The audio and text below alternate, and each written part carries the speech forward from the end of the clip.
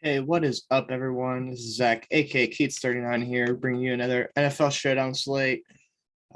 Apologize if there's noise in the background. If you've been watching lately, they've been doing work to my house, so occasionally you will hear stuff in the background, so I do apologize.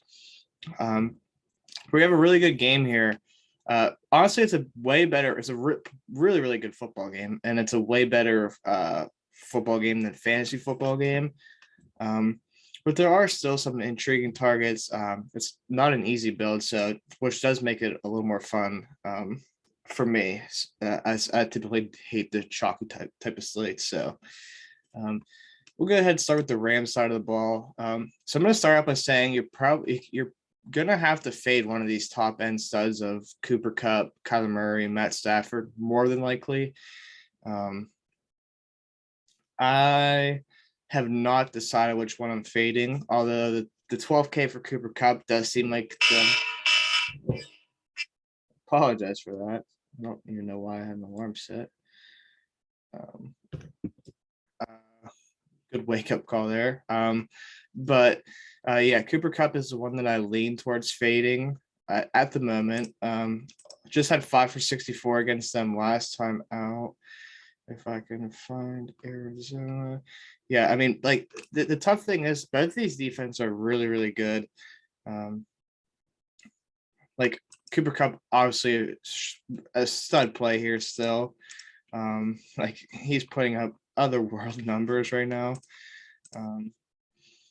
But you pretty much like so the way you could fade one of them is if so Rondell Moore, we'll jump around a little bit here. Rondell Moore is probably going to be very, very chalky at 2K. The other option to me is Eno Benjamin if Chase Edmonds were to miss. If he were to play, I really don't see a way to play multiple unless you're just purely picking a 200 player taking the 0.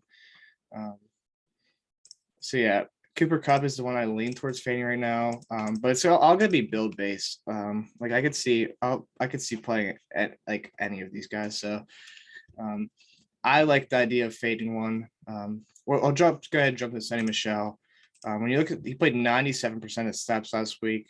They don't have Darrell Henderson again. He tested positive for COVID, or maybe didn't test positive, but either way, he's not playing tonight because of COVID reasons. 7.2 is a very, very cheap price, even in a tough matchup. They like throwing to the running back, like he's going to get targets. And if he's playing all these snaps, like honestly, he's probably my favorite captain option. I like, as of right now, I like the idea of going with the mid-tier guy, like loading up on mid-tier, and just hoping these big time studs all don't go off. So I like the idea of going that, and then like you could this little stack here is I think Odell Beckham at 6.2 is very, very cheap. Wrong game. He played 98% of snaps in the last game. That was close. They lost to Green Bay by 8. He played 98% of snaps. They won by 30 last week in Jacksonville. Snap count dropped, but it's not like Skowronek was taking his snaps. Like it was just literally below time.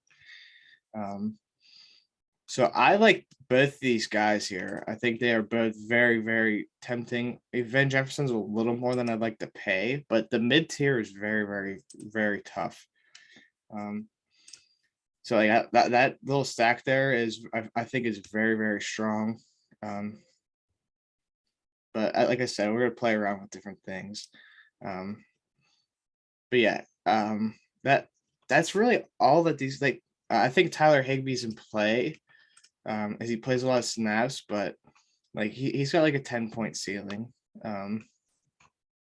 which I mean at 5K is fine. Like you're getting a ton of snaps out of him, like 98 to 100%, 90 to 100% snaps every week. So like he is in play, and he has very, very high touchdown. Excuse me, I shouldn't say high touchdown probability, but he's up there for the team for chances at scoring a touchdown. So I think he's fine. Matt Gay I always like. He's really, really good kicker.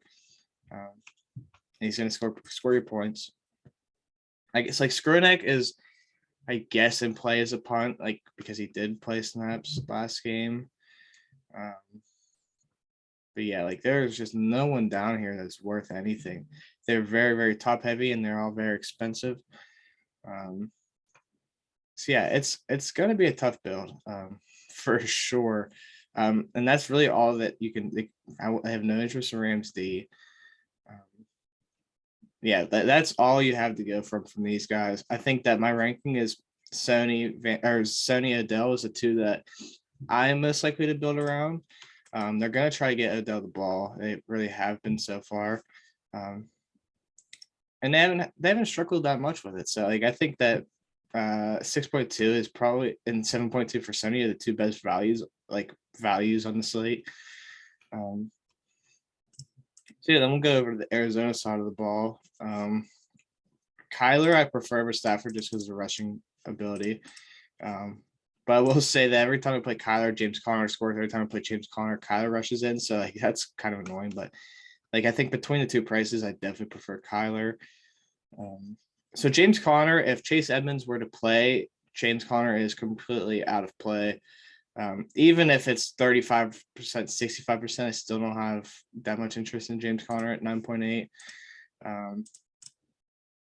They're not they're really good against the run. But I mean, you're playing James Conner for his touchdowns, and if Chase Edmonds out, he's a really good receiver too.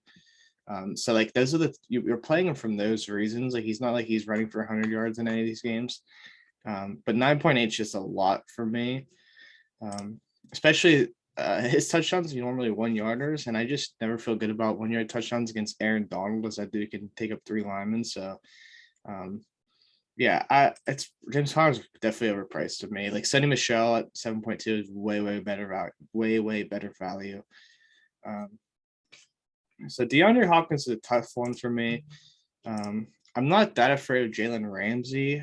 They haven't really been shadowing much. I think that could change for DeAndre Hopkins, of course, especially with him being the only receiver worth anything really on them. But I just think that I'll take the talent of DeAndre Hopkins and Kyler being able to fit the ball in small windows. Yeah, I like Hopkins a fair amount. I think he's a nice little 2K discount off of Cooper Kupp and a $1,000 discount off of Stafford. Like I prefer both those guys, but you're going to need the salary. So I definitely like these guys. With both of them, just for gigs. But then like big drop off for them. I think like this is a matchup I think that Christian Kirk could be good in. He's better than AJ Green. And Kyler does like him. Like he's been really inconsistent, but he still has a way better role than I was expecting with them signing AJ Green and drafting Rondale Moore. I expect a lot of Christian Kirk to be in over Rondale Moore. Let's go look at the snap counts lately. 70. We'll clear off this. I'm trying to think of it. It's not really a good sample size, but yeah, like this is what they're pretty consistent in their playing time. Like you're gonna see like 40% Rondale, probably see closer to 90% of Hopkins. He's been banged up, but he's had time off now. I think he'll be pretty good to go. And he did play 74% last week. Blows my mind that they still play AJ Green over Christian Kirk because Christian Kirk's obviously better than him. But yeah, I think he's in play for GPP, but don't have too much interest. Zach Ertz has been really good at scoring touchdowns for them since joining. Yeah, maybe not. I thought he scored last game. Maybe not. But yeah, I guess he's another very GPP guy. I don't like playing these tight ends at the 5K range. Like tight ends are just not great this year. But yeah, he's kind of crazy how boom or bust he is. But yeah, I don't have much interest in Zach Ertz. Try to avoid that. Chase Edmonds worth to play. 4.6 is a very, very solid salary for him. In a matchup that they're going to throw, and that's kind of like where he's going to thrive in, is he's a really, really good pass catcher. I will have interest here, especially if we have to wait for news to see if he plays, how much he would play. I'm sure we'll get some kind of update on like what his percentage is on how he's feeling.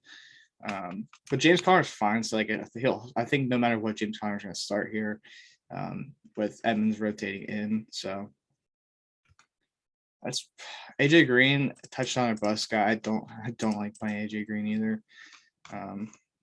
Like the tough decision is going to be between like this mid range and kickers is very close. I have kickers right now just because I need the salary. Like even like that's a solid lineup right there. I really do like that. Although it doesn't have Cooper Kupp or Matt Stafford, which I don't like. But the way I've been going around that, actually I don't know if this fits. Yeah, just short of Stafford. So yeah, I'm gonna be playing around with these a ton. But yeah, I really like Rondell Moore at 2K. He's by far the best punt on the slate. Probably gonna be really chalky. Just 2K, and they do design plays for him. So like that's the big thing for him is that like he's gonna be guaranteed probably 4 to 6 touches, whether they're targets or rushes. Like they want to give him the ball. He's really, really, really athletic. So you're gonna see him touch the ball at least at 2K. So definitely the best value on the slate. Like after those kickers, and after that, that's really it. Like this is a really, really bad value slate.